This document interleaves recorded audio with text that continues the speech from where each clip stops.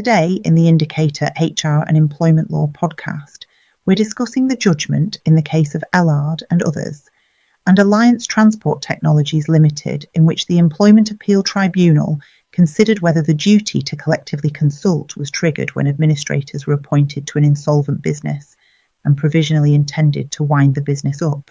In this case, a manufacturer of commercial vehicle parts, A, fell into severe financial distress and entered administration on the 2nd of May 2023. The administrators immediately dismissed 15 of its employees as redundant.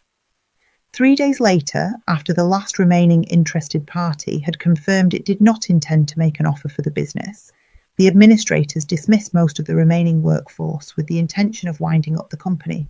A group of the dismissed employees, including 3 claimants who had been dismissed on the 2nd of May, brought claims for protective awards, alleging a failure to comply with the duty to engage in collective redundancy consultation. The Employment Tribunal upheld the claims for a protective award brought by employees dismissed on the 5th of May. However, the Tribunal rejected the claims of those employees who had been dismissed on the 2nd of May, on the basis that only 15 employees had been dismissed on that date, and, at this stage, the administrators intended to sell the business as a going concern, and it did not matter how high the prospects of that occurring had been.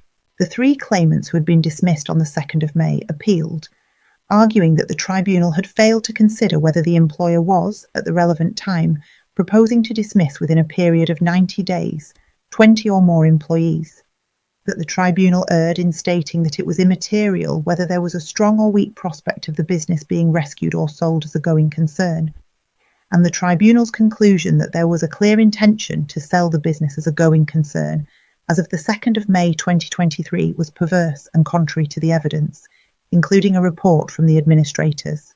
The Employment Appeal Tribunal allowed the appeal on all 3 grounds. The key question was not whether there was a proposal to dismiss as of the 2nd of May more than 20 employees. It was whether the employer was proposing to dismiss as redundant 20 or more employees within a period of 90 days.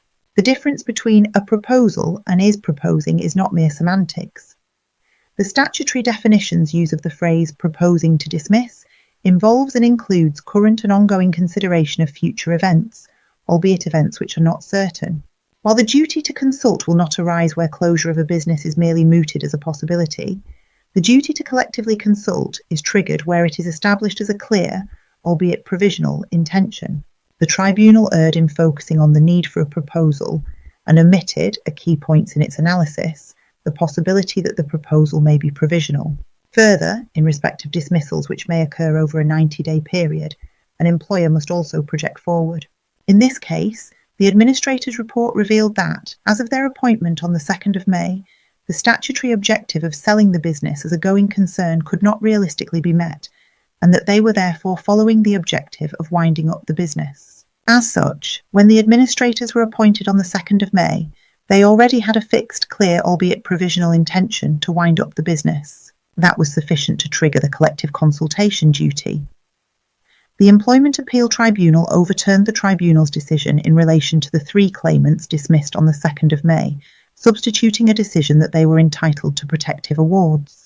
Look out for further episodes in this series to stay up to date on all things HR and employment law related.